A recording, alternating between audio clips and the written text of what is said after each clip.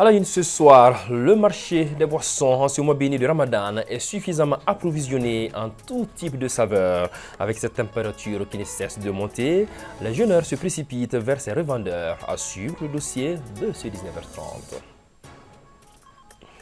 Dans le cadre de la célébration du 8 mars, l'Ordre des notaires du Mali, en partenariat avec la psychiatrie de l'hôpital du Pongé, a fait un don de vivres et de non-vivres. Le but est de soutenir les patients de ce service qui se trouvent le plus souvent exclus de la société. Voilà pour le sommaire de cette édition de 19h30 décalée en raison du mois béni de Ramadan. Bonsoir et bienvenue à tous.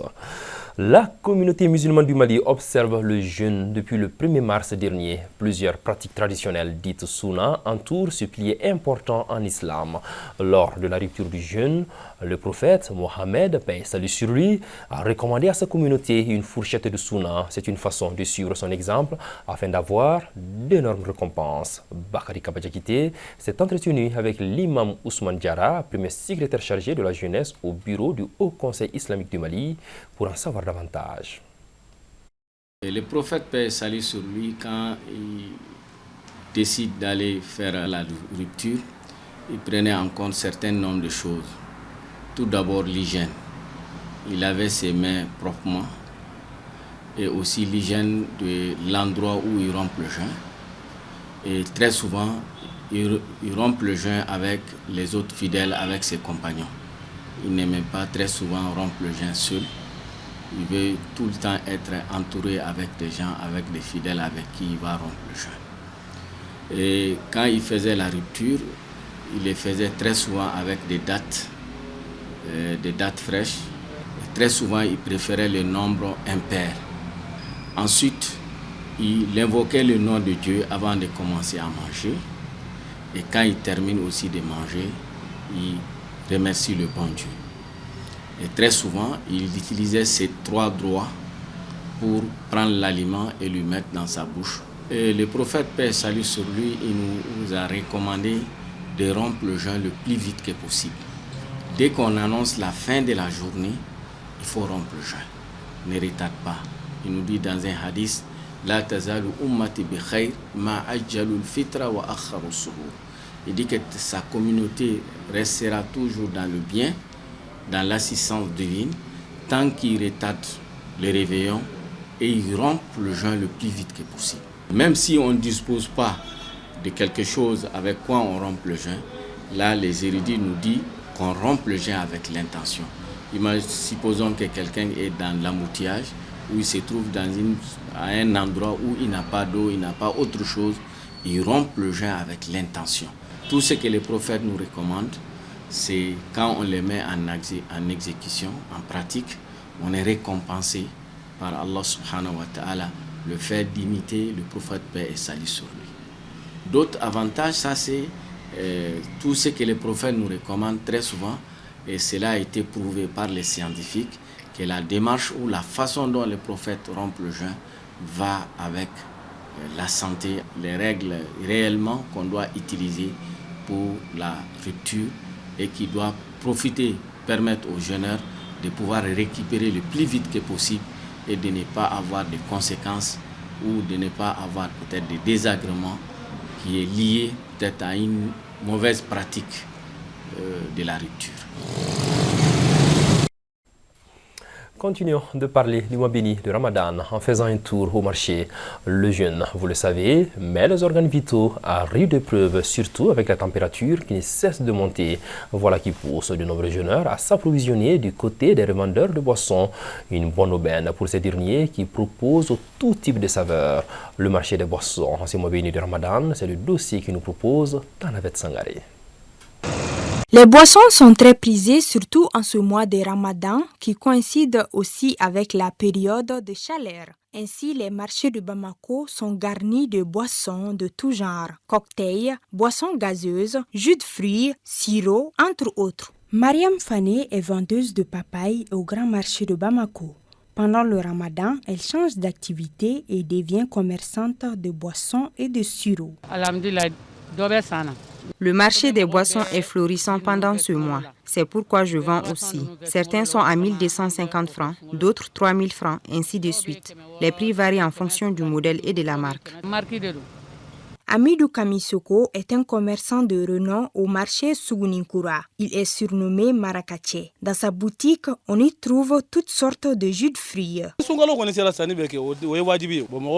Ces produits sont très convoités pendant la rupture du jeûne, raison pour laquelle nous en vendons en quantité. Dans quelques jours, je serai au grand marché de Bamako pour en acheter encore. Certains paquets sont vendus à 3 500, 15 000, 20 000 ou 25 000 francs CFA. En détail, le prix varie de 50 francs à 100 francs CFA par chasset. Makan Touré, quant à lui, appelle ses fournisseurs pour s'approvisionner.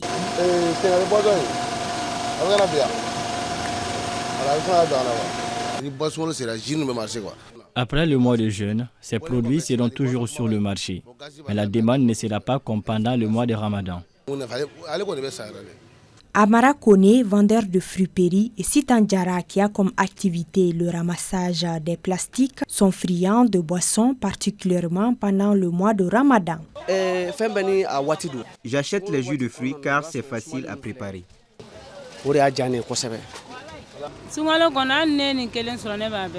Les boissons m'aident à m'hydrater après la rupture. Par ailleurs, ces produits tant prisés sur le marché sont déconseillés par les experts en santé. Pendant le Ramadan, en matière de santé, ce que nous préconisons le plus, c'est de prendre de l'eau, en fait, tout court, l'eau naturelle. Ensuite, au-delà de ça, on peut prendre tout ce qui est jus pressé naturel, en fait, avec surtout les fruits, en fait, ce qui émane des fruits qu'on peut presser soit au mixeur, soit avec la main, etc. etc. Maintenant, en ce qui concerne les autres boissons, le conseil que nous préconisons au maximum, c'est de les limiter en fait. Particulièrement pour ceux d'un certain âge ou bien ceux potentiellement qui ont une maladie liée par exemple à la consommation de sucre et autres. Je vais parler de l'hypertension, le diabète, etc. Ou ceux qui sont en surpoids. Les jus qui sont là, surtout, c'est des colorants qui sont faits à base de colorants. Donc dans certains colorants, il y a les quantités qui sont là, il y a le chlore, il y a le bicarbonate, donc ça va dépendre. Ça dépend de la quantité qui est là. Normalement maintenant on dit dans l'alimentation, on ne doit pas dépasser entre 6 à 8 verres de l'eau par jour. Donc maintenant, en mois de carême, cette association est excessive parce que du matin au soir, on ne boit pas. Donc maintenant, après la rupture, maintenant les gens se rient sur les boissons. Ce qui est indiqué surtout, c'est l'eau qu'on doit prendre peut-être 1 à 2 verres. On peut ajouter de la date qui est là. La date contient du sucre. C'est un sucre rapide. Donc maintenant, ça ne contient pas de fibres aussi. C'est toujours bon de se rafraîchir, que ce soit avec des boissons gazeuses ou des jus de fruits pendant ou après le Ramadan. Mais il faut le faire toujours avec modération, car l'excès de toute chose est nuisible pour la santé. Les activités de célébration du 8 mars, Journée internationale des droits des femmes, ont déjà débuté ici au Mali. L'Ordre des notaires du Mali, en partenariat avec la psychiatrie de l'hôpital du Point G, a ainsi fait un don de vivre et de non-vivre. Le but, c'est de soutenir les patients de ce service qui se trouvent le plus souvent exclus de la société. Kounali Bamani. Après le lycée des jeunes filles de Bamako, c'est au tour des patients en psychiatrie de l'hôpital du Point G de recevoir la solidarité de l'Association des femmes notaires du Mali. Chaque année, l'Ordre des notaires du Mali, à travers les femmes notaires, organise quelque chose au profit de la couche vulnérable. Donc cette année, c'est à l'hôpital psychiatrique que nous avons amené des vivres composés de sucre, de lait et 750 000 francs pour le prix du pain, pour soutenir les malades et le service psychiatrique. Parce qu'on sait que c'est une couche vulnérable.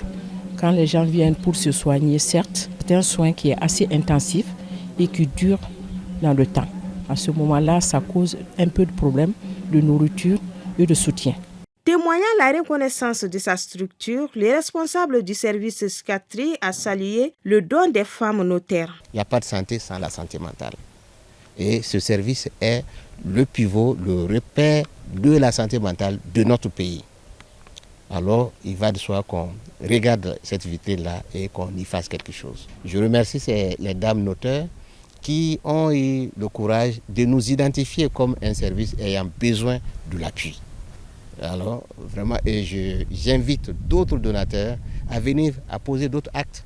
Les quantités de lait et de sucre remis aux pensionnaires du service SCATRI permettent aux bénéficiaires d'avoir 2 mois de rations de petit déjeuner. La cérémonie de remise a pris fin par une visite guidée. Toujours dans la mouvance de la Journée internationale des droits de la femme, le personnel féminin de la mairie du district de Bamako et l'association Benkola ont organisé une journée d'assainissement. L'enceinte de l'hôtel de ville, le musée du district et les alentours ont été nettoyés. Mariam Koulibaly. L'association Benkola des femmes de la mairie du district de Bamako ne reste pas en marge de la célébration de la Journée internationale des droits de la femme. Vêtues de leur pagne 8 mars, balai en main, elles assainissent la cour de la mairie du district, la devanture ainsi que l'enceinte du musée contigu à la mairie. Chaque 8 mars, on fait un assainissement, une journée de salubrité. La mission régalienne de notre autorité, c'est l'assainissement. On est là pour les épauler dans leur mission régalienne. L'hygiène et l'assainissement sont des éléments clés dans la prévention des maladies, un mécanisme que la mairie du district de Bamako encourage fortement. C'est vraiment salutaire, c'est ce qu'on demande à toutes les Maliennes et les Maliens parce que dans le temps, on voyait que chacun balayait devant sa maison. Bon, on a laissé ces habitudes-là. C'est pour montrer à tout un chacun que quand on conjugue les efforts, on va donner de beaux résultats. Les hommes de la mairie ont également montré leur partition en donnant un coup de balai. Cet acte démontre aussi l'accompagnement des hommes dans la lutte pour les droits de la femme, dans laquelle s'inscrit cette journée d'assainissement.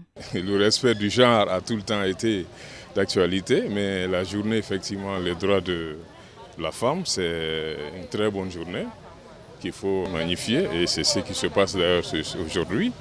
Et nous ne faisons que féliciter et vous encourager. Et nous sommes là pour leur donner un petit coup de main. Cette journée d'assainissement est une coutume chez les femmes de l'association Benkola.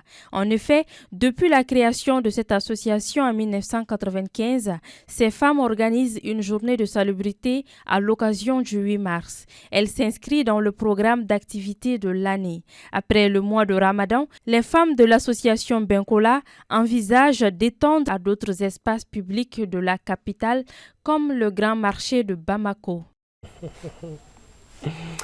Koura Club a fêté son anniversaire à Niamakoro par l'organisation de démonstrations de mise en jambe des pratiquants des arts martiaux. Pour l'occasion, le Tao et le combat étaient mis à l'honneur dans cette célébration riche en démonstrations au grand bonheur des invités. Bakari Kabadjakite. Apporter un plus sur le plan physique et mental des jeunes pratiquants des arts martiaux. Voilà l'ambition de Koura Club. Cette 13e édition, célébrée en grande pompe, couplée au championnat, vise à permettre aux jeunes pratiquants d'être compétitifs dans les arts martiaux. Le but visé par les différents maîtres, c'est d'abord faire passer un certain stade psychologique chez les enfants. Parce que l'enfant doit d'abord apprendre à vaincre sa propre peur avant d'affronter les autres enfants au niveau des scènes locales et puis internationales. Tous les enfants qui sont aptes à le faire, on les a recrutés en quelques équipes, une équipe de combat et une équipe de Tao. Comme vous le savez, le combat c'est le corps à corps, pieds et poings, et l'autre là c'est combat imaginaire, le Tao. L'engagement des jeunes dans la pratique des arts martiaux permet d'atteindre des performances. C'est justement un motif de satisfaction pour le parrain de l'activité, non moins pratiquant chevronné des arts martiaux. Je suis un parrain très satisfait, un parrain très content de tout ce que je vois aujourd'hui. Ce 13e anniversaire diffère du 12e anniversaire. Il y a une compétition de Tao, une compétition de combat pour les enfants qui sont en train de se préparer pour représenter le Mali dans les compétitions internationales. Le message que j'ai à passer, c'est de demander aux parents d'élèves de nous faire confiance, de mettre leurs enfants à notre disposition pour qu'on puisse les former. Un enfant formé dans les arts martiaux, quelle que soit la branche professionnelle qu'il va embrasser après, il sera discipliné, il aura un bon rendement. Le Tao, c'est-à-dire le chemin menant à la maîtrise, ouvre le bal de cette activité, ainsi que le combat. Sur le tapis, les premiers des différentes catégories ont montré leur savoir-faire. À l'unisson, plusieurs démonstrations ont été faites pour égayer le public. La remise des attestations, des distinctions et des prix aux pratiquants ont constitué un autre temps fort. La coupure du gâteau d'anniversaire a bouclé cet événement. Point final à cette édition que j'ai eu le bonheur de vous présenter. Le journal Bamana suit juste après. Et ce soir, c'est une présentation de Moussa Diarra. Que chaque moment de ce mois béni de Ramadan puisse nourrir notre âme, renforcer notre patience et nous rappeler les valeurs de solidarité, de partage et de gratitude. Paix et bénédiction d'Allah sur le Mali.